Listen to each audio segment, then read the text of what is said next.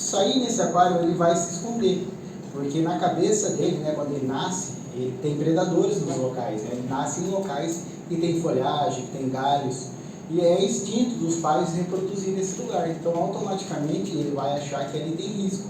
Então o que eu recomendo, o acaradisco ele pensa dessa maneira, você pode adestrar seu acaradisco, ensinar para ele a ele não ter medo. E existe uma maneira muito simples, né? Você monta o aquário, coloca ele só o vidro, né, no aquário, e com o tempo ele vai estar ali, ele vai conviver, ele vai conhecer todo o ambiente, não vai ter onde ele se esconder, e em pouco tempo ele vai ver que não tem risco, porque não tem nada ali para ele se esconder. É automático. Muita gente me fala, Alcides, meus peixes não comem, não consigo ver meus peixes. Eu falo, manda uma foto, manda um vídeo do aquário. Eu falo, viu, tira esses troncos, mas eu vou perder a biologia. Enfim, coloca em uma caixa, onde for.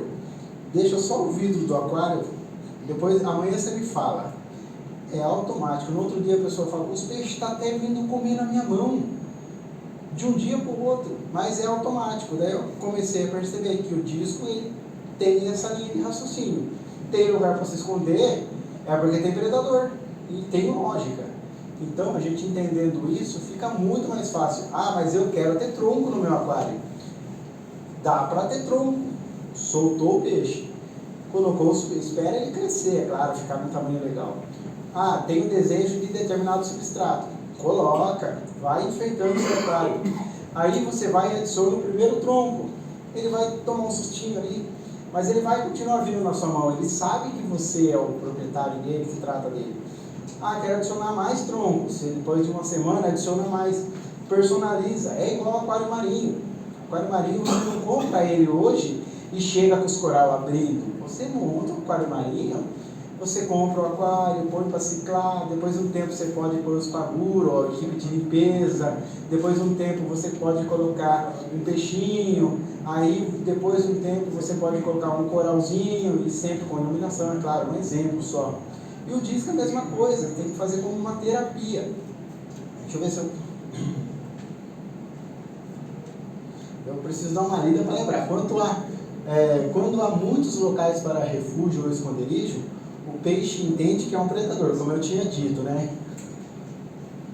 Agora vamos ao que é preciso para garantir o crescimento do acaradisco. Se você quer extrair o máximo do gene do peixe.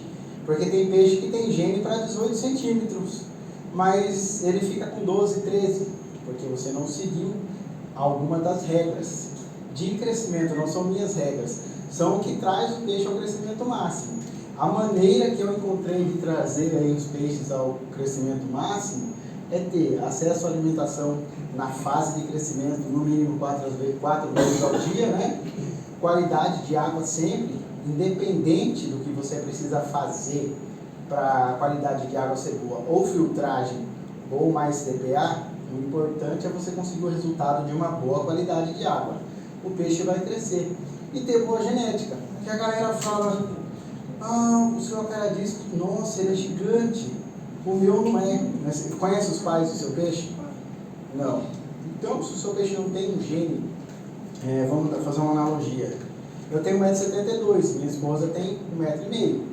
Eu não vou ter um filho de 1,90 m. Eu não tenho gene para essa altura. O peixe é a mesma coisa. Se os pais dos seus peixes são um casalzinho de 14 centímetros, o seu peixe dificilmente vai chegar nos 18 ou 20 centímetros. Então, tem que pensar em tudo. Quer ter peixe grande, também procure um gene de qualidade para o seu peixe.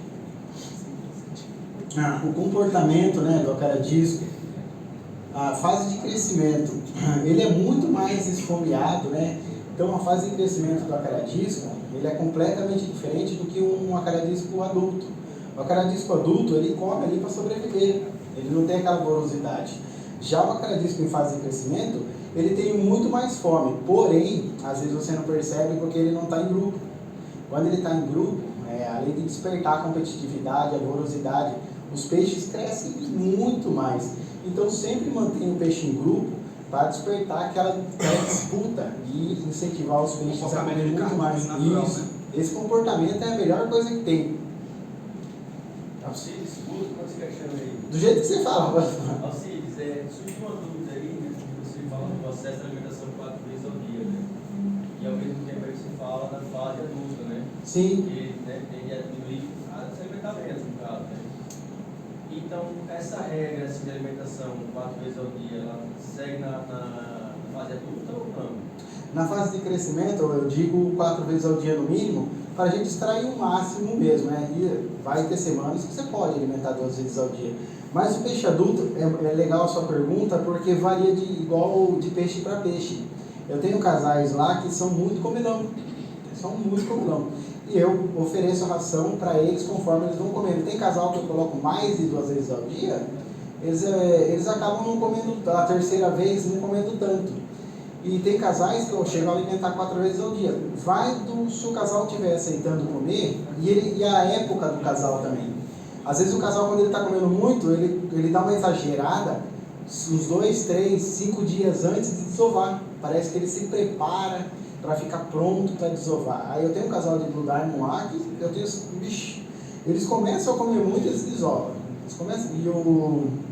Tem um grandão lá também que ele é uma máquina de comer e de reproduzir. Eu sei quando ele vai reproduzir pela fome dele.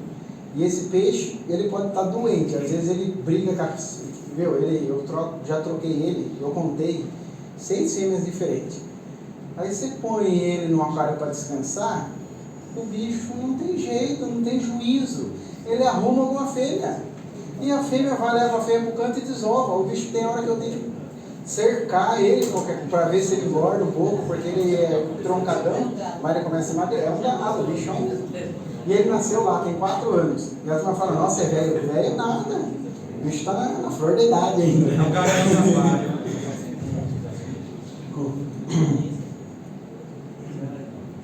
então, uma característica, né? Os peixes em fase de crescimento, eles são vorosos. Mas você começa a perceber que eles estão atingindo a maturidade, eles começam a ficar mais agressivos, né? Tem disco que fica numa agressividade que é incontrolável. Eu acho que eu até coloquei aqui, né? Existe a cada disco com comportamentos completamente diferentes, né? Tem peixe que é briguento para sempre, você não consegue controlar a braveza dele. Tem machos que são muito bravos, que só reproduzem com fêmeas bravas. Eu faço essa junção. Fala, Pinar.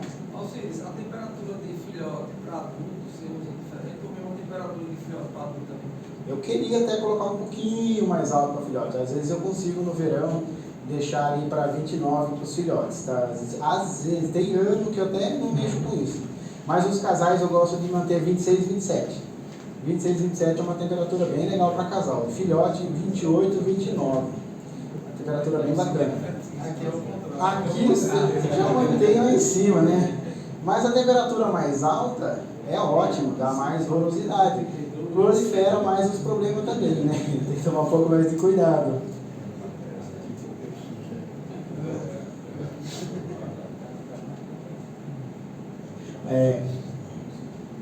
Então, referente ao comportamento ainda. Na próxima apresentação eu vou colocar maior para ele conseguir ler mais rápido, tá?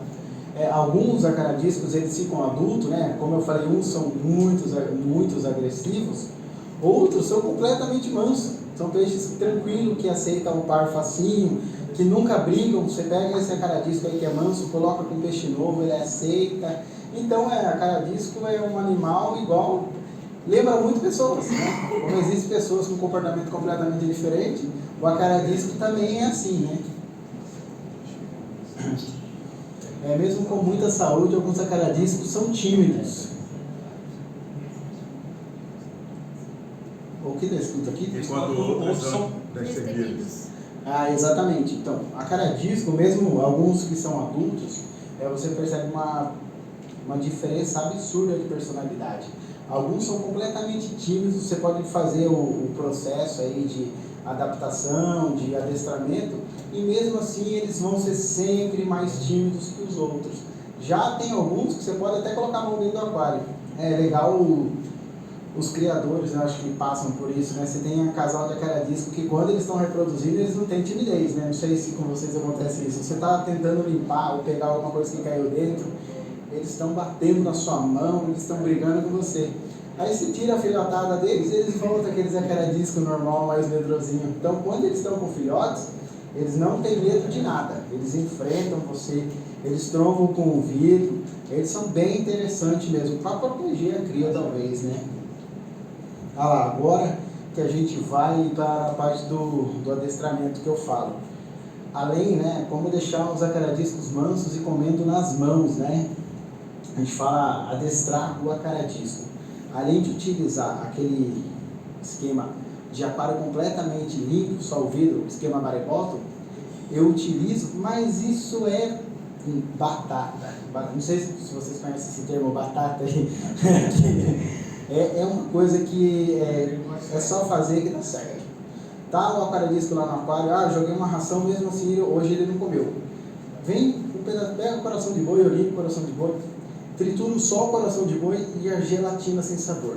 Você pode implementar com vitaminas e tudo mais, mas o essencial é ter o coração de boi. Aí você vai colocar um pedacinho de perto, passando na carinha dele, ele vai dar aquela... coração de boi. Aí ele vai atrás. Coração cru ou cozido? Cru mesmo, limpinho, lavadinho, batido, congelado, um pedacinho. Vai passar por ele vai sentir o cheiro, ele vai lá embaixo investigar, vai comer um pouquinho. Aí ele já vai ficar doido. A próxima vez que você aparecer na frente do aquário, ele vai falar, o cara daquele negocinho bom já chegou.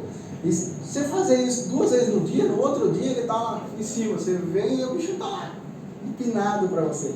Então é uma maneira fácil de você adestrar e fazer essa ligação entre você e o peixe. Às vezes o cara diz que pessoas levam meses para deixar ele manso. Tem técnicas, é igual pessoas que adestram cachorro, não tem essa prática, né? Mas o peixe que a gente convive todo dia, a gente acha um caminho. Talvez... Você é fonte de comida, ele te interessa. É igual eu. Se você fala pra mim, eu venho em casa, hoje vai ter um churrasco. Exato. Eu vou. É a fonte de comida. Com certeza. Agora vamos para a parte final, que é a parte que o juiz, né, quais são os critérios, né, que o juiz utiliza para julgar o peixe, né, para julgar o acaradisco. Eu trouxe algumas imagens para vocês verem como que é. Para você ter uma noção, na verdade, não é uma aula, mas é uma noção, né. Segundo lá os mestres, né, de acaradisco, de julgamento de acaradisco, eles dizem que não existe o peixe perfeito. No começo, quando eu vi ele falando, eu até pensei, mas como assim não existe acaradisco perfeito? E é verdade. Depois eu comecei a perceber que sempre tem algo no peixe que poderia ser melhor, entendeu? É o conceito deles, né? O conceito que eu até acabei entendendo o que eles quiseram dizer a respeito disso. Deixa eu te fazer uma pergunta. Como, na verdade, eu faço julgamento de betas. Então, no nosso, eu acho que deve ser o mesmo conceito. Gubi é a mesma coisa. Numa exposição, todos os peixes entram com 100 pontos. Isso, E vão perdendo pontos de acordo com as faltas. E cada falta tem uma gravidade maior ou menor. Exatamente. É mais ou menos esse conceito. É esse conceito. Então todo mundo entra com 100, mas e você dá uma nota de acordo, você vai analisar cada parte, né?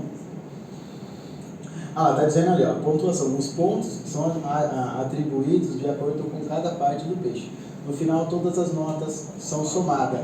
Uma coisa que eu não sabia, que eu achei muito legal, e perdi ponto numa competição por isso, em uma não, várias na verdade, que é a primeira impressão. Todos os juízes fazem isso. Quando eles olham o peixe de primeira, chega ali, como que está o peixe?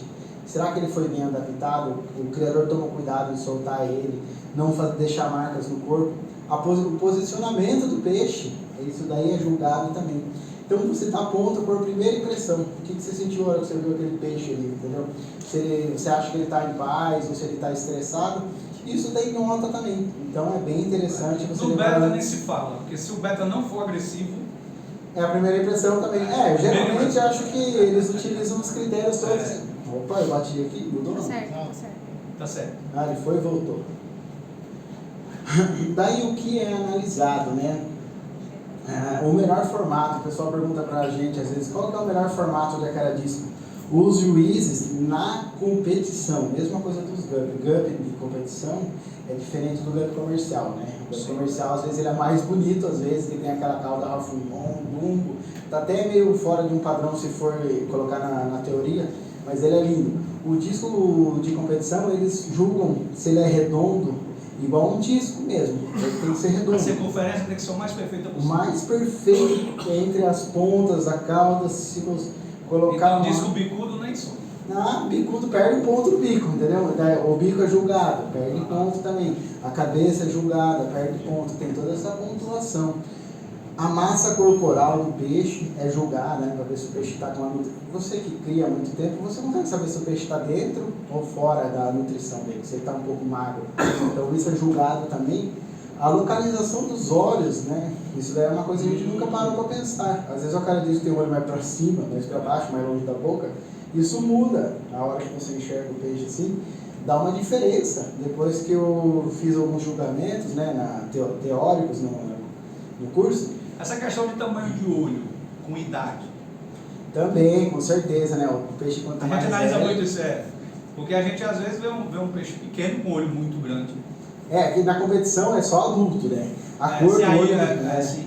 a cor do olho também influencia bastante, dependendo da linhagem. Entendi. Pode falar. Ou seja, se você, né, fazer um comentário construtivo aqui, porque assim, você fala isso, você entende, até eu sou criador, não estou assim, me localizando com Sim. esse olho mais pra cima, mais pra cima. Eu vou trazer. Ah, tá. Vou trazer Eu vou aqui. mostrar isso aí. Então, pra essa dica. Até eu fiquei em dúvida na hora que eu falei, viu, eu vou falar isso aqui, a turma vai falar pra mim, mas que olho? Eu falei, eu coloquei uma foto. Eu tô curioso, Não, vou trazer. E por isso que eu tô até animado pra continuar. A cor do olho, né, como eu tinha dito, geralmente no Blue Diamond eles querem que seja olho vermelho. A verificação da espinha do corpo, né, observando de frente. Ele tem que conseguir ver o peixe de frente na competição. Porque para ver toda a coluna do peixe, e geralmente os peixes têm algum desvio, ou tem um formato que ele fica meio tipo um peixe faca, ou a parte de trás do peixe perto das Tem uma ondulação na nadadeiras. espinha. Na espinha, tem qualquer ondulaçãozinha, qualquer má formação é Perde julgado também, perde ponto. A parte da cabeça e da testa é analisado também, aonde começa, aonde termina os raios da dorsal, isso é analisado também e pontuado. A nadadeira caudal, é claro que a nadadeira, se vocês repararem, né, a nadadeira ela tem que ser bem triangular, bem bonitona. Tem alguns peixes que têm ela deformada, né? Principalmente os criadores vê muito isso, né? Os criadores têm muitos filhotes que nascem com ela deformada e na hora de vender eu separo esses peixes com a nadadeira deformada e vendo em grupos, né, de peixes com alguma varia, com preço bem baixo. E tem grupo que gosta de comprar. Só informa, né? Tem gente que fala, não, eu sou a favor a descartar ou a doar. Eu falo, não, eu consigo vender esses peixes e encontro pessoas que compram e ficam felizes. Porque é só um detalhe que tem no peixe e o cara quer iniciar, ele quer testar, quer saber como que ele vai com a cara disco, gasta muito pouco e consegue saber. E o peixe fica lindo do mesmo jeito. Não é um peixe para competição, né? Não sabe? Ele não é porque tem um defeitinho. Mas não é um descarte, né? É um conceito que a galera. Que antes a pessoa criticava, não, você tem que jogar fora, deixa o peixinho aí. A gente no beta a solução é o famoso Oscar, o lanche do Oscar. Depende de alguns defeitos que não tem jeito, né? A gente tem que descartar mesmo. Mas algumas coisas acabam passando, né? Então, o que são observados também, né? As barbatanas, o opérculo aqui, como que é a abertura do opérculo dele. O opérculo não pode ser muito aberto. Não pode ser aberto, ou defeituoso, né? Às vezes tem, aquele queixinho para baixo, aquele queixinho um lado para baixo, outro não, você olhando de frente você percebe. Às vezes é quase imperceptível também, né? A adaptação, como eu tinha falado, na verdade, barbatanas, comportamento do peixe no aquário, né? Eu já estava pulando, como que ele se comporta, se ele é aquele peixe que fica cortando o giro dentro da água, já perde ponto. Ele tem que nadar. E uma coisa que eu não sabia, que eu achei muito top, existe uma posição de nadar que os juízes acham fantástica. Eu não sabia. Eu falei, você está de brincadeira. A posição, a cara disco, tipo aqueles caminhão que dá uma levantada no eixo atrás, eles gostam com a cara disco fique não levantado assim de ponta cabeça, mas a cara disco que fica um pouquinho, quase nada. É a posição perfeita. Eu trouxe uma imagem também para vocês verem. Esse é de Itabaiana, viu? A adaptação. A traseira está levantada. A adaptação é como eu já tinha falado E se encaixa na primeira impressão, né? Se o peixe não tem marcas na pele, também se encaixa muito. Ah, isso é bem legal. As cores, existe um limite, porque o pessoal usa a taxantina, né? Mas se eles perceberem que eles estão usando algum produto que está indo além, porque o peixe tem um gene, ele tem um... eu esqueci o nome agora. Ele chama... Cromatóforos. que permitem a mudança dos peixes.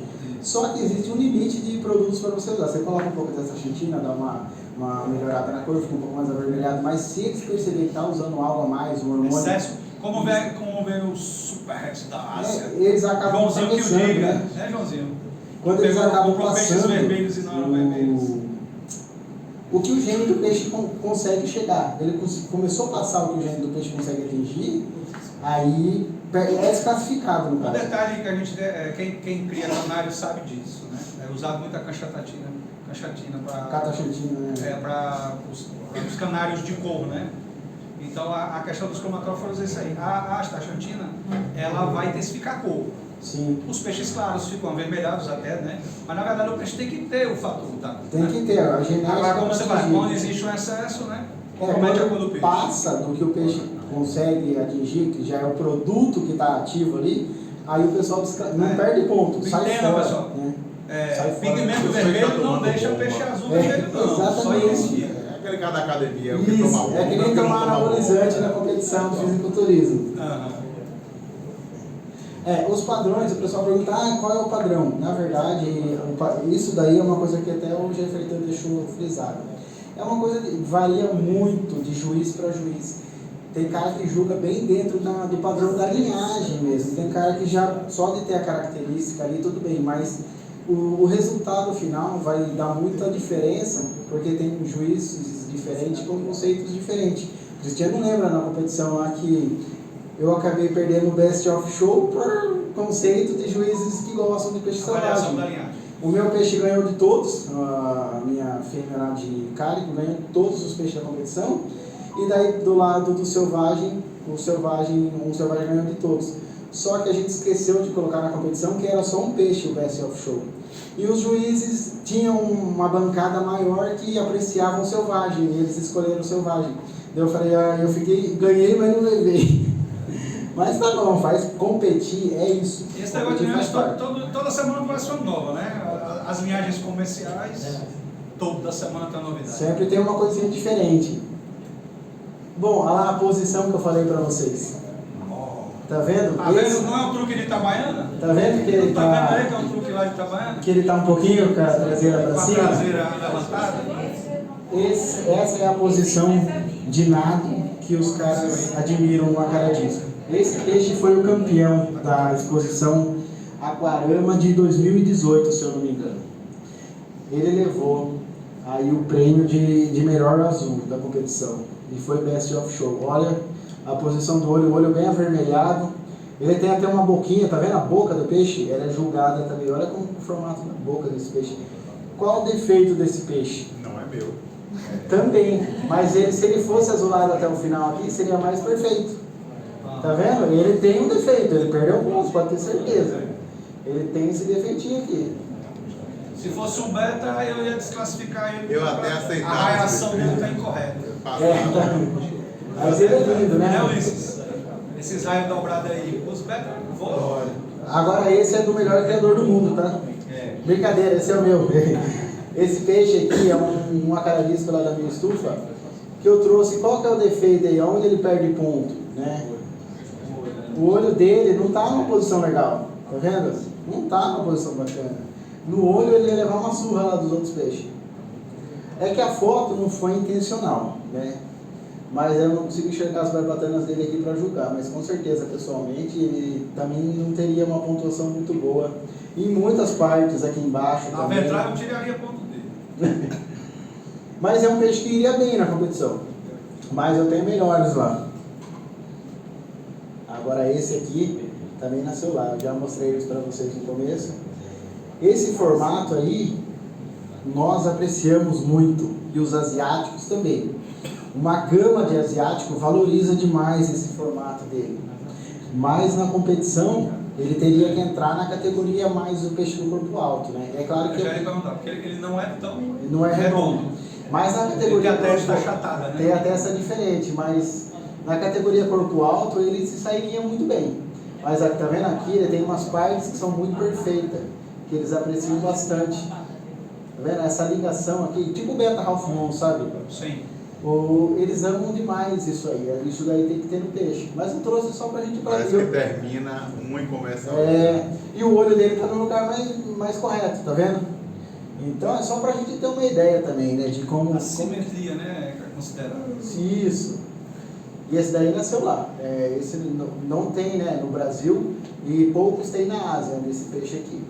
E o pessoal de fora entra em contato, eu fico até me achando. O pessoal fala, viu, você consegue mandar os seus peixes para cá? Eu falo, olha gente, eu não estou conseguindo atender nem o Brasil. Eu estou conseguindo, tem peixe que eu quero ficar com ele. E ele tanto a turma fala, viu, mas põe preço.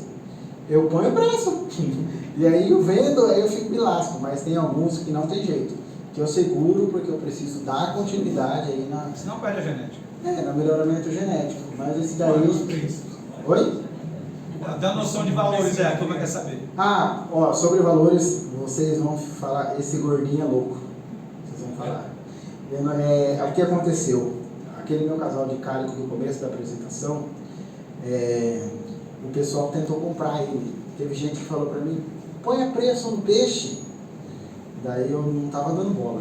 Daí, cara, eu compro, fale quanto você quer. Só que a primeira cria, o Cristiano sabe, a primeira cria desse peixe, só a BH Disco comprou R$9.000. Na hora, mandei para eles, me mandaram o dinheiro já antes de mandar os peixes. E a primeira cria teve um retorno de R$20.000. Né? E esse peixe, cada cria dava um lucro absurdo.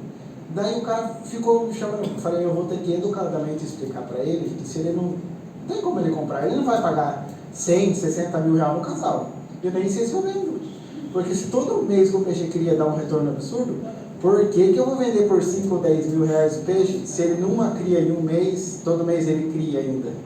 Ele dá um retorno. Então o peixe está num valor fora de mercado. Eu falei para ele, nem por 60 mil eu vendia. Ele falou, você está brincando? Eu falei, não, eu mandei uma hora explicando. Eu falei, ó, está acontecendo isso. Então é uma realidade que ninguém tem noção.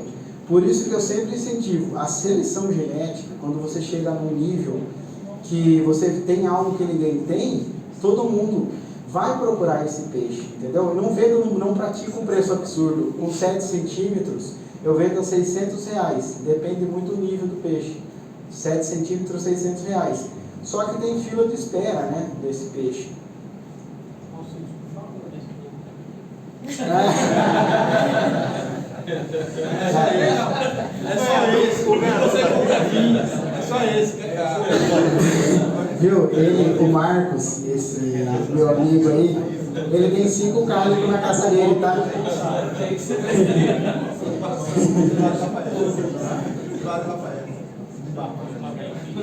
O Marcos tem 5 na casa, vai apanhar a hora que chegar em casa. Renato tem um em casa, né, cara? Ele falou, tem Foi o Renato que ganhou. Renato que ganhou ali. Renato tem um, cara. Eu postei no grupo aqui, um vídeo dele, mas esqueci. Agora valorizou, né? Renato, no mínimo 5 mil, viu? No mínimo 5 mil. Legal. Agora, para finalizar, realmente esse é o último slide. Só para realmente uma reflexão, se vocês pararem para pensar, porque eu sempre fui um cara que sempre investi em seleção genética, sempre estudei e pratiquei muito, né, a seleção genética. Não é algo que eu falo assim para você, leia tal livro. Eu utilizei a técnica da prática. Cruzei todas as linhagens possíveis que eu consegui, anotei tanto na mente, quanto em minhas anotações que eu tenho em casa também. E eu faço as árvores dos peixes. Se eu olho, eu consegui ganhar um olho afiado a ponto de ver um peixe lá fora e ter uma boa, principalmente guppy. Eu fazia isso muito com guppy. Eu falo, esse peixe eu sei como construíram, eu sei as linhas que está ali dentro. E era só cruzar que chegava nessa linha. Quando eu percebia que conseguia enxergar a linha. Então, quando eu vejo um peixe hoje em dia, eu não vejo só o peixe. Eu vejo a integração das linhagens que tem ali dentro, o que foi feito para construir esse peixe. Então é uma coisa que eu sempre falo, valorizem os peixes de qualidade, selecione principalmente os criadores, né? Porque uma hora você pode ter algo de extremo valor e acredito que com uma pequena produção você pode ter um retorno muito grande, porque a qualidade tem preço e vale muito a pena isso. Isso é muito importante, viu? Porque a gente vê muito isso, né? Pronto, eu sou criador de beta, eu crio beta de linhagem. Aí o cara, quero o peixe tal, quanto é esse peixe? R$200. R$200 um beta? Beta é R$10 na loja, entendeu? Faz esse comparativo. Lá a gente tem um exemplo na criação de cães. Você pode pegar um cachorro que parece um pastor alemão e comprar por R$100. E você pode comprar um pastor alemão selecionado, com pedigree, exatamente, pedigree, um filhote de R$10 mil. São aí. 2 cães, mas com um trabalho genético totalmente diferente. Aí não tem como se comparar. Então acontece muito isso, meu. Bandeira acontece isso, os guppies. O cara me liga, quanto é o casal de guppy? R$50. R$50 no casal de guppy? O guppy é R$5. Ô, louco, Guppy de 5. Fique à vontade. O trabalho que se faz para gerar aquela linhagem é que ninguém calcula. Ninguém né? consegue Há estimar. um trabalho muito grande, o custo é alto, pessoal. O custo é alto de você manter peixe de boa qualidade. Quantas gerações você já fez aí? Esse peixe, Essa geração aí. esse daí é um F2 de um casal que eu tenho lá. Mas eu tenho mais famílias, eu espalhei um cálico na minha estufa. Se você for lá, não tenho muitas linhagens diferentes, eu tenho tudo que é compatível com cálico. A minha estufa é voltada aos cálicos. Os red, que são parentes dos cálicos, os blue, né? O meu próximo projeto, que já está em andamento, é fazer um cálico, um peixe, com essa testa laranja ou amarela e aqui azul. Existe lá fora, né? E eu só estou em andamento para terminar aí, para começar, na verdade, né, esse trabalho. Mas eu tenho várias famílias que estão em F1 e F2 ali. Aproximadamente quantas famílias você acha que você tem? Tenho 4 famílias de cálico, né, 4 cruzamentos. E tenho parceiros no Brasil, onde eu passei cálico e passei informação, né? O cara me mostrou o plantel Existe dele. um trabalho paralelo. Isso, porque sozinho, eu sempre falo, Não dá pra a criar gente não sozinho. chega em nenhum lugar sozinho. A gente vê um cara de confiança, o Cristiano tá com uma família nova de cálico lá. Capim e fica sabendo. Olha a fonte aí. Já temos cálico na Bahia. Eu não mexi com sua família. Ele tem uma família, não quer dizer que seja um cálico, mas é isso, esse trabalho com uma família de cálico ali, um cruzamento carregando gene cálico, juntar o peixe dele com o meu, a gente já vai ter uma coisa top. Então eu tenho 4 famílias lá, estou gerando mais. Meu amigo já tem 2 na dele, só que a minha 4 tem alguns que são famílias e já são cálicos. Também eu tenho cruzamentos com E tem famílias. os cálicos em formação. Isso, porque eu estou reconstruindo o cálico para ver se eu percebi que essa geração está um touro de forte. Esses peixes estão batendo em todo mundo que coloca junto, tão resistente, não estão tendo problemas de pragas. É normal o cálico ser mais frágil. É normal, eu estou tentando tirar isso deles e está dando certo. Estou conseguindo, entendeu? É o que eu estava conversando hoje ou ontem. O trabalho, às vezes você começa um trabalho que vai levar 2, 3 anos, 5 anos. Mas é isso que é gostoso. Se fosse da noite pro dia, perdia a graça, porque amanhã acaba. É o desafio, né? O desafio é o melhor que tem. Então, pessoal, é isso. Queria agradecer a todos, né, que tiveram a paciência de me ouvir. Pedir desculpa pela minha inexperiência, né, em fazer palestras. Eu estou aprendendo, né. Quem sabe uma hora eu viro um bom palestrante. Já vi que eu vou ter que melhorar a forma de fazer as palestras. E verdade, eu vou abrir para perguntas aqui, nosso amigo. Não fique tranquilo, não. Você acabou a sua apresentação. Agora vai começar o interrogatório. A melhor parte. Agora a melhor parte. Deixa eu ver se minha voz chega. Seria interessante falar para alguns aqui que formam casais, como você faz a rotatividade. Ah, legal, Eu legal. acho muito interessante isso para quem tem a criação. Sim, o Marcos falou que ele viu eu comentando com o criador, que o criador falou, eu não tenho uns peixes aqui que realmente não formam casais. Daí eu falei, eu uso uma técnica legal, porque às vezes é complicado você ficar ali esperando o peixe formar casal. Então eu tenho alguns peixes chave lá em casa, macho e fêmea, que eu sei que os caras são bons. As fêmeas passa o rodo nos machos, os machos passam o rodo nas fêmeas. E geralmente o que eu faço? Eu pego, tem ali um grupinho de peixe, não formou casal, tá ali esse zacaradisco ali, não forma casal. Pega o meu macho lá, que é o cara que as fêmeas apaixonadas por ele, não sei o que acontece, solta ele lá. Não dá meia hora, a fêmea já tá do lado dele, mostrando as coisas. Já desconfio que é fêmea. 2, 3 peixes que se abriu do lado, eu deixo o grupo, ele com esses 2 peixes. Se juntou no canto e começou, você fala, fêmea confirmada, beleza, encontrei a fêmea do grupo aqui, agora anotei, beleza. Preciso encontrar um macho, pego esse outro grupinho dos peixes que eu ainda não sei, vou lá e coloco uma fêmea também que tem essa característica de ser boa reprodutora, tem sempre aquelas fêmeas que os machos ficam encantados, e coloco no meio do grupo. Aí também vou encontrar um macho do grupo. É claro que é uma técnica que dá certo na maioria dos casos. Não é 100%, mas é uma ideia muito legal que eu faço para descobrir o sexo dos peixes quando eu não consigo saber qual é o sexo dos peixes. Um conhecido nosso querido Eduardo Piccoli Baiano, que ele tem uma outra teoria. Ele diz o seguinte, que quando você, num grupo, você coloca uma fêmea que começa a desafiar a outra, é mais fácil de identificar. Na verdade, seria um reverso do que você está dizendo. Sim, também dá para perceber a disputa. Você vê pelo comportamento. Você colocando essa fêmea aí, se a outra vem arrebentando, você sabe, você suspeita que é uma fêmea também. Acontece essa treta brava também. Mas é que, dependendo do peixe é meio atraente, o outro não resiste, né? Mas podem... Perguntas? Quem tiver alguma dúvida, vamos perguntando aí, uma a uma. Eu vou aí, depois eu vou você, beleza? A dinâmica de suas baterias, diferente da sua estufa, a dinâmica de trabalho dela, trocas parciais, completar nível de água, períodos de teste, como é que funciona na prática? Sim, legal, boa pergunta. Ele perguntou como que eu faço minhas TPA, né? Como que é manejo, né? O manejo do meu aquário, dos meus aquários, né? Com licença, aproximadamente hoje você trabalha com quantos aquários? Quantos aquários? Então, a gente está no... Chute aí, 30, 40, 50? Nós temos 70 aquários lá em casa ou mais, né? Eu tenho várias baterias, né? Eu tenho 11 caixas d'água que estão desativadas agora, mas vou reativar de novo, né? Então você tem poucas TPAs para fazer, né? Poucas, meu Jesus. Sim, como é a rotina de TPAs? A rotina é bem simples, o pessoal acha que eu faço uma grande TPA, mas não faço grandes TPA. Os casais, um dia sim, um dia não é regra. Eu olho o fundo para saber se está no dia certo. Eu tiro 20% da água, limpando. O objetivo é limpar o fundo do aquário, não é tirar a água. Tiro o filtro, e um dia sim, um dia não. O filtro de espuma lá, de esponja, e enxago, lavo ele lá na minha água corrente e volto no aquário sifrando no fundo. Essa é a manutenção dos casais, né? Um dia sim, um dia não.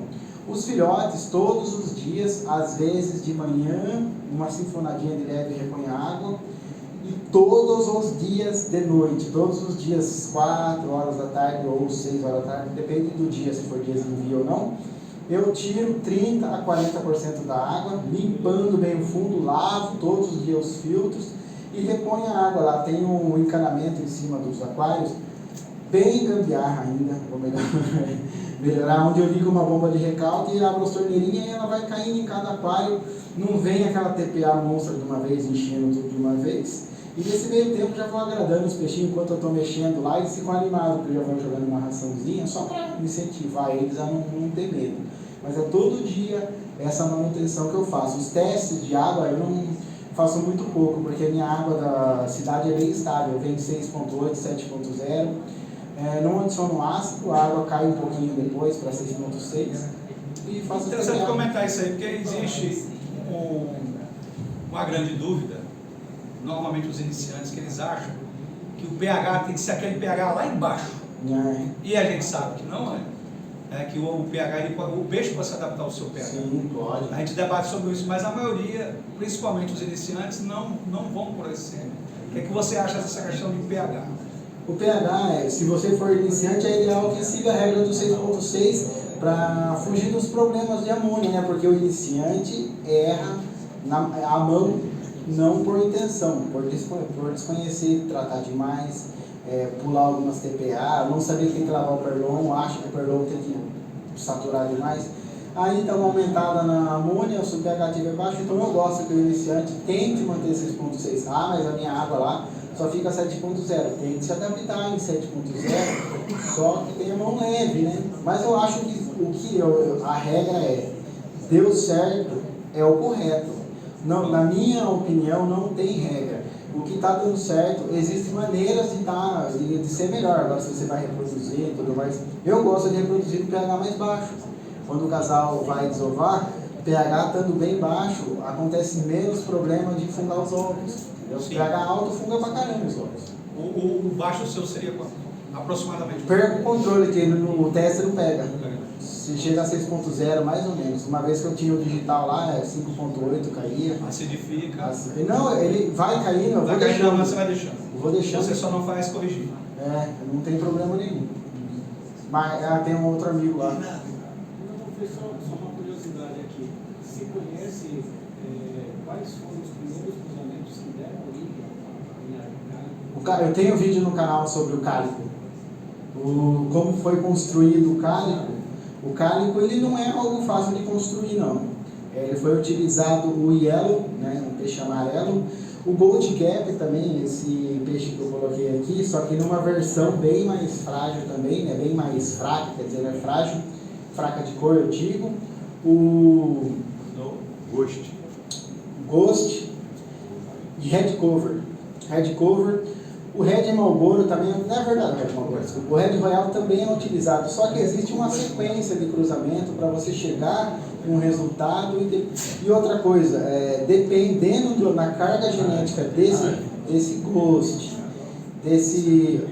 o azul também é utilizado, o Cobalt também é utilizado em algumas versões de cálico, porque o cálico é um resultado de cruzamento que ele pode chegar num resultado parecido, que se chama de cálico também, com outros caminhos.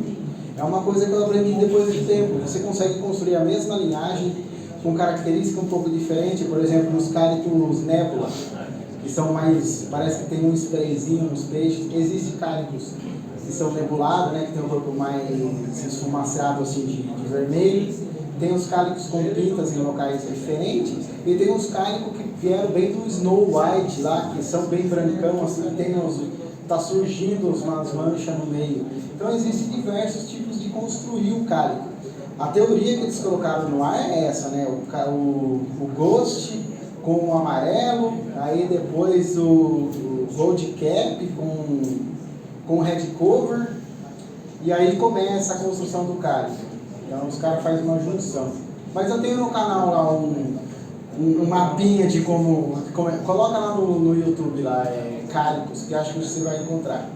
O termo cálico, porque veja bem, se você for analisar cálico para químios, o conceito é diferente. Os Sim. cálicos são salpicados. Sim. Né? Tem que ter mais de uma cor. Exatamente. Nos discos, teoricamente. Ele, no caso, se você for considerar essa cor no beta, ele é um mármore. Sim, Ele marmorizado. Exatamente, ele é um marmorizado. Sim. E por que esse conceito cálico? Na Só essa teoria, questão de pelo que eu li um pouco da sobre combinação de cálico, cor?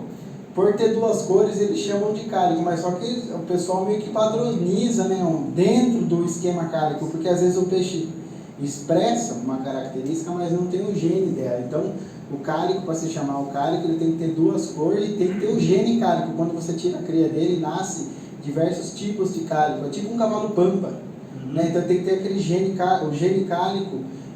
Me lembra o cavalo pampa, né? Que mancha em locais diferentes. É um gene que ele carrega, uma construção de gene. A gente vê uns snow, né? Que às vezes ele é branco e tem umas pintas pretas. Você pode chamar de característica cálico, mas ele não tem aquele gene. Então, na minha opinião, não dá para chamar ele de cálico, porque ele não tem o gene que vai pintar em vários locais. Se você reparar, os cálicos não são iguais. Eles têm as pintas diferentes. A base é sempre branca? Sempre, eu vi alguns acinzentados. Quanto mais branco, mais filé é. Então é isso que eu estou buscando. Você vê que os meus ficaram bem branquinhos. Na verdade, eu importei, no começo, o Cristiano acompanhou, uns cálicos, a gente pagou caro, tudo, e não tinha nada de branco. Parecia uns cálicos creme, e nem tinha pinta na testa. Então creme não é uma cor. A gente chama de ghost cálico, né? Tem vários. Tem que ser o mais branco possível. Daí chamam de ghost cálico. Que seria os Snow White. Ser mais parecido com um ghost mesmo, só com gene cálico. Entendi. Pode falar, amigo. Você falou que tem uma lista de espera aí, né? Tem, mas Quando é que coloca o nome? Comigo aqui, a gente tem uma lista de espera, é assim, a gente vai conversando com os amigos que realmente tem interesse, porque tem gente que se empolga, fala, eu quero ter um cálico e eu tenho dinheiro. Só que, como eu não sou um cara que vou vender um peixe para qualquer pessoa sem saber o que vai acontecer. Pode ser falar, isso é coisa iniciante, é uma coisa minha mesmo, entendeu? Eu tenho uma conversa com você 6 meses atrás no Instagram, posso provar, então...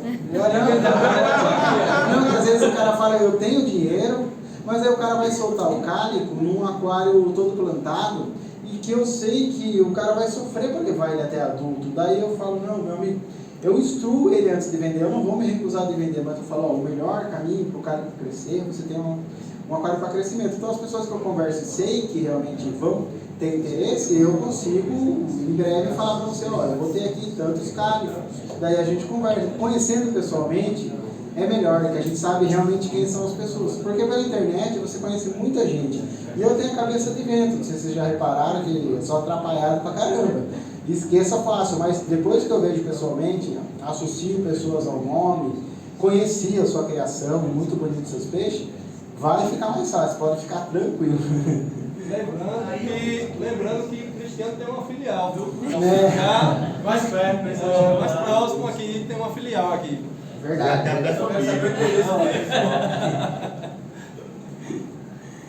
Mais alguma Próxima pergunta. Como saber se o peixe está na fase adulta?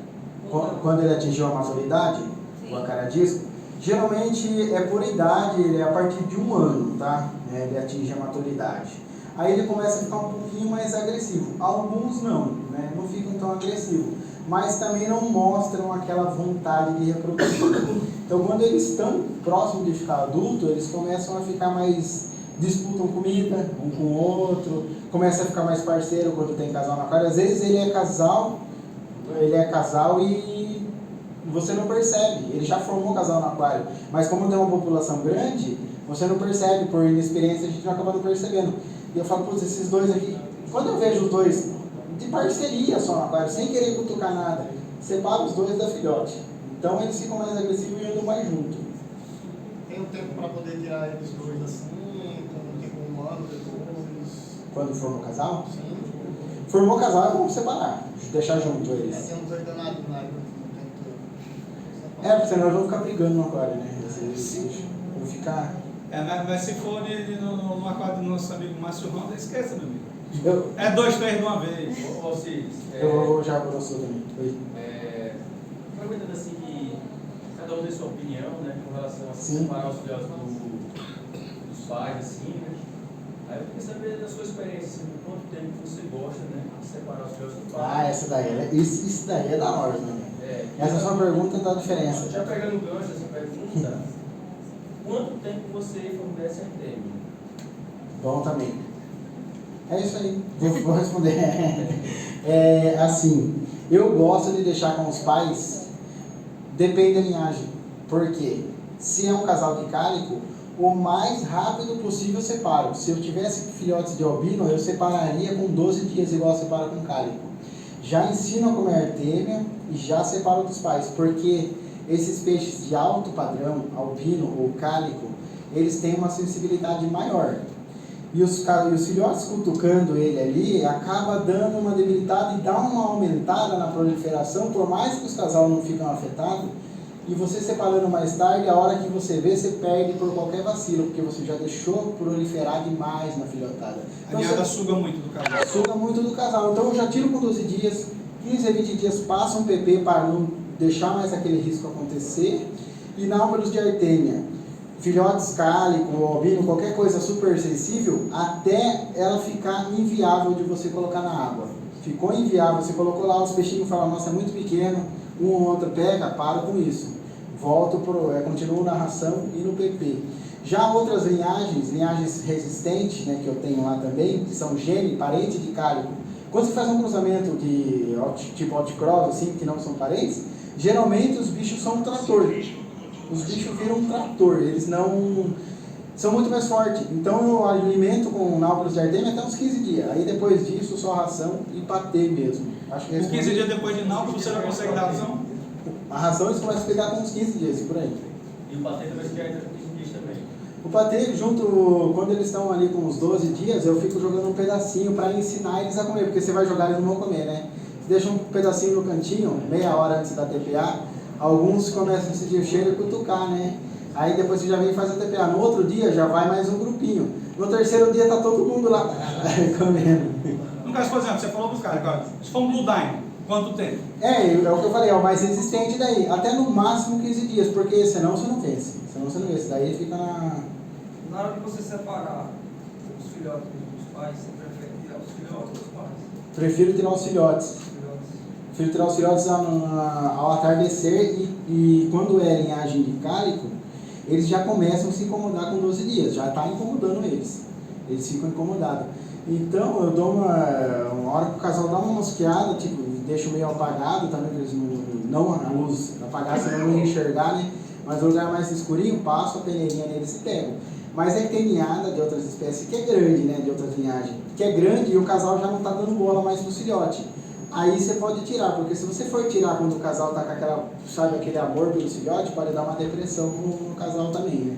Então eu espero o tempo certo para tirar. Sempre o casal tem que dar um sinal. Você tira com a peneira? Os filhotes eu tenho que tirar com a peneira para ser rápido. Eu dou uma empurradinha, fico com a peneira caçando tudo. Ele tira com a peneira. Tem uma pergunta do nosso amigo aqui. Pode falar. Deixa eu perguntar você. Eu tenho lá um casal, né? Do principal desova. Depois que eu separo, um não quer saber do outro. Sabe qual é uma dica legal quando a gente separa de aquário principal? Que eu vejo muito o pessoal fazendo é o ambiente também onde você separa o seu casal. Geralmente o pessoal coloca os aquários em ambiente baixo, né? Depois que separa o casal, é um problema. Colocar num ambiente mais alto, um pouco, porque quando o peixe vê você, se colocar no chão, é um monstro chegando para cima dele. Da mesma altura. Da mesma altura. Tenta colocar do lado do principal.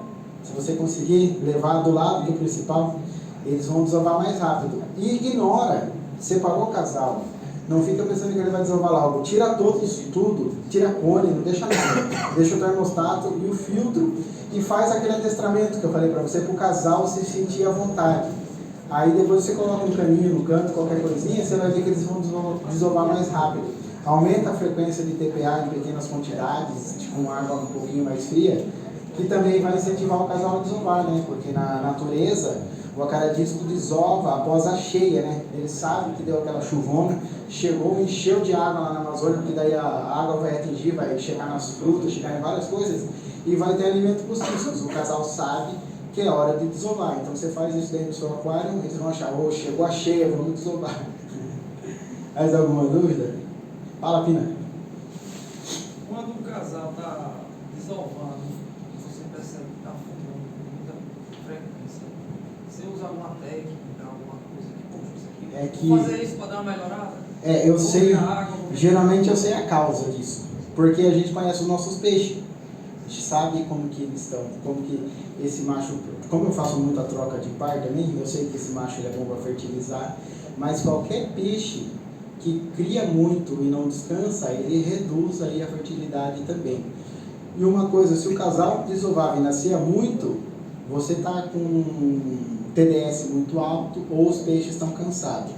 Agora, um casal que você não conhece a fertilidade e nunca produz nada, muda os par. Porque às vezes o macho que é super fértil, ele não está com o tempo correto junto com a fêmea, ele não tem o sincronismo com a fêmea.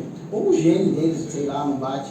Aí você coloca esse macho com uma outra fêmea, nasce uma porrada de filhotes, você fala, meu Deus do céu, então não era infertilidade. E às vezes um outro macho com essa fêmea nasce. E às vezes não é uma regra. Como pode ser incompatibilidade genética? Eu acho que é mais o que? Sincronismo. Tem macho e fêmea que tem um tempo, às vezes o ovócito da fêmea tem um tempo menor de fechamento e o macho vai lá depois, ou ele não sincroniza com a fêmea. Então isso vai depender muito, cada caso é um caso, mas o que eu faço é monitorar a TDS e dar descanso para os casais para parar de chutar. Esse descanso, existe uma regra de tempo ou não? Você pode, desova 2 vezes, dá uma parada. Como é que é isso? O descanso é o resultado deles na desova. Entendi. Se eu vi que não saiu muito, eu já tiro antes, coloco o macho no grupo, só que os machos sem vergonha, né? Tento colocar em um grupo. Separa macho e fêmea. Separo cada uma num grupo, às vezes tem que colocar uma tela, senão ele já vai achar uma fêmea lá, já vai querer desovar. Você falou de TDS. Qual é o TDS? TDS, para não fungar os ovos, é abaixo de 80. 60, ela em casa é 60, não funga os ovos em 60. E se o TDS estiver muito alto? Fica branquinho o ovo na hora. O que é que faz para baixar o TDS? Passar no filtro de osmose reversa, mas depois tem que repor os minerais da água, né? Reversa, né? Tem que usar, remover tudo. Água de chuva também. Água de chuva, se for boa, se tiver o TDS ok, tiver o pH ok, dá certo. Água de chuva aqui demora. Um mês. O TDS alto, porque nem você coloca sal na água, o TDS vai lá em cima. Às vezes eu percebo que o casal fungou tudo. Daí eu falo, coloquei sal ontem, caramba. E isso acontece direto. Perguntas? Deixa eu fazer um. Deixa eu fazer uma. Vai, faz aí, vai, José. Alcides, como você vive da venda no início, você usa alguma técnica para estimular a reprodução, que você tenha uma quantidade de filhotes por mês para colocar no mercado? Eu estou com um problema ao contrário. Eu preciso estimular eles a parar. Porque eu tenho casais, eu tenho mais aquário, mais casais que aquário até. E eu vou mudando, eu volto, eu faço a rotatividade. Eu estou ao contrário, eu estou tendo que fazer eles parar de desovar. Porque acaba o espaço, eles desovam demais. O peixe está saudável, ele desova e nasce muito Mas peixe. já aconteceu alguma situação de você? O cálico, eu quero que ele desova e não desova. Tem alguma técnica? Tem, daí... Porque tem muita gente aqui que está começando a reproduzir. Sim. E aí tem essa dificuldade. Exatamente. Quando você quer caprichar, quer deixar, é que nem você pegar, mandar no lava-rápido do carro e mandar fazer uma revisão, passar pretinho no pneu. Eu pego o casal, falo para você, ele não está produzindo pouco, é hora de você fazer uma retífica no casal. Pego, faz uns PP no casal, mantém com sal, alimentação de qualidade, pega um coraçãozinho de boi puro mesmo, faz ele comer ração, faz mais uma... O duro que acontece sempre, na segunda sessão de PP, um pouco antes, ele já está querendo desovar, porque muda, né? Você aumenta a alimentação, aumenta a limpeza do casal, né? Essa técnica não está dando certo, porque tudo pode acontecer. Pega esse casal, separa, coloca em grupos. Terapia de grupo, parece piada, né? Mas o peixe às vezes fica depressivo, fica cansado, faz terapia. Terapia de grupo funciona. É engraçado, né? Vai falar. Bom, Cid, você falou que a sua estufa foi fechada, né? Sim. Então a sua iluminação é totalmente artificial. Eu coloco uma lâmpada em cima do... Certo. Aí tem 2 perguntas com relação à iluminação. Uma, você controla o tempo de luz, existe um timer, ou você acorda, na hora que você acorda, você liga, na hora que você desliga, daí existe um tempo. O controlador ou você é o controlador? Qual o tempo seria de luz? Na verdade, eu acordo cedo, às 8. E vou lá, ligo, acendo as luzes e fica uma luz de LED de 1,5 m.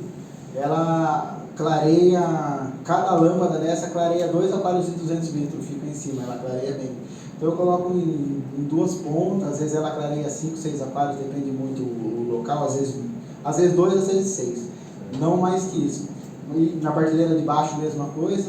Acendo todas elas a hora que eu chego na estufa e depois, quando eu alimentei e fiz a TPA, eu apago só à noite, porque não é uma luz que fica em cima, entendeu? Mas que hora você liga assim? Existe um horário certo? Não tem regra de desligar, mas geralmente 10 horas da noite. É porque o colega perguntou se existe alguma técnica, né? E a gente sabe que o fotoperíodo, né, na natureza, Sim. como existe a cheia, e o fotoperíodo também. Sim, também influencia.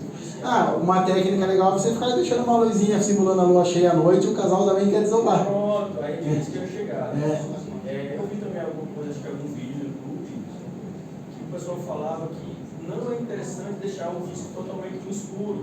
Sei. Né? Eu ia perguntar isso, você deixa alguma luzinha ou realmente... Eu acho interessante deixar totalmente no escuro, eu acho ao contrário, porque a hora que você deixa ele totalmente no escuro, ele descansa 100%. não tem atividade nenhuma. Aquela economia de energia, não precisa se proteger. Quando ele está no escuro, você pode ver que ele entra no stand-by. Tanto é que você acende a luz, parece que eles estão cegos. Eles dormem de verdade quando você apaga a luz. Perde a cor. Perde a cor. Então, aí nesse vídeo fala exatamente quando eles têm filhotes, né? Eles estão com filhote bem pequeno, é interessante deixar uma luz, mas uma luz bem fraquinha. Mas aí realmente é diferente. Aí é com filhote. Isso, Por quê? Porque com o filhote, ele está ali dormindo e ele sente a beliscada no corpo, ele não sabe se é um filhote ou se é um predador. Então, se você deixar a luz ligada, aí tem. E assim, o filhote, quando você desliga a luz normal, ele fica 8, 10 horas no escuro. Ele fica 8, 10 horas sem se alimentar. E o ideal é que o filhote se alimente pelo menos a cada 3 horas a cada 4 horas. Né? Uma outra coisa interessante isso aqui. Porque quando eu assisti o vídeo, eu achei interessante. Eles falaram assim, não, quando é filhote, não desligar totalmente. Agora sim, uma luzinha que ele falou assim, só para não deixar totalmente escuro. Até para não se assustar. Noção de posição, né? Tem que dar pra gente os pais. Os pais, né? Noção de dar pra os filhotes. Uma outra observação, às vezes o casal está cansado dos filhotes e você não vai conseguir separar nesse dia. Sabe o que eu faço? Blackout na estufa. Que às vezes tem casal lá que cálico quando está com filhote, eu deixo uma luzinha de lua cheia porque o cálico é chato. Qualquer erro é fatal para os filhotes. Deixa uma lua cheiazinha lá. Não tem filhote, ou o filhotinho de cálico está um pouco maior, mas tem um casal lá forrado de filhote e se eles passarem a noite tomando bicada, pode ser que prejudique o casal. Aí eu dou blackout na estufa também, para proteger o casal, no outro dia tiro os filhotes, entendeu? Então tudo é uma coisa de você saber como funciona para você dosar o que for preciso fazer. Mais alguma dúvida? Eu. De novo. Veja bem, nós temos aqui um colega nosso chamado Marcos Azevedo. Sei. O que acontece é o seguinte, o sujeito, Sei. ele tem assim uma mão de fada, ele consegue comprar 10 peixes e formar 5 casas. Não digo mais velho. Sei. Esse daí Ele se chama compra- cara de sorte, esse cara. Ele falou pra mim mesmo. Não, ele compra 10 albinos e forma 6 casais. Eu peraí. Albino? Não foi peixe, não foi 10 Blue Diamond, não. Ele comprou 10 albinos, formou 5 casais. Mas aí é o cuidado. Quem cuida dos peixes dele é Valéria. Tá explicado. O peixe viu a rede. O peixe vê a rede no quarto, aí forma casar. Puta, que bom, hein? Teve sorte. Meu, já aconteceu isso daí. Mas o que já aconteceu muito é comprar 10 filhotes e ser tudo fêmea. Nossa, dá um ódio no coração. Aí Acontece também, porque às vezes, antes, no começo, a gente não tinha técnica de escolher. Aí você comprava de um cara lá e ele mandava os menores da ninhada, geralmente são as fêmeas, né? Aí você fica lá com 10 fêmeas cultivando, você fala, aconteceu comigo no começo. Bastante. Uma formação de um casal seguro, quantidade mínima de peixes. 4. No mínimo 4. É, os cálicos eu comprei 4. Ninguém queria se arriscar, era 1.200 Mas Marcos, se reais. pegar 4, ele faz 5 casais. Ah, eu acho que se ele pegar 4, faz um casal sossegado. Outro ali, tem um cor ali que ele cria em água benta ali, ó. Márcio Rondo ali, é o formador de casal ali. Quem? Quem é? Márcio aqui, Ah, é formador de casal? Formador de casal, Tem sempre. Sabe que é o nome daí? Desovou. Eu boto 20 peixes lá e não saiu. É, como você falou, o cara lá pra festa. Pode falar, meu amigo. Pronto? Vamos lá? Pelo horário. Sim. E a Eu gente assumi o também, microfone. você que é o orador da turma. Pessoal, palmas para o Alcides, né?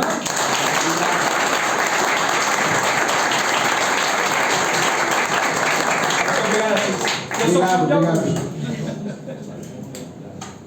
Vamos lá. Alcides só errou na palestra.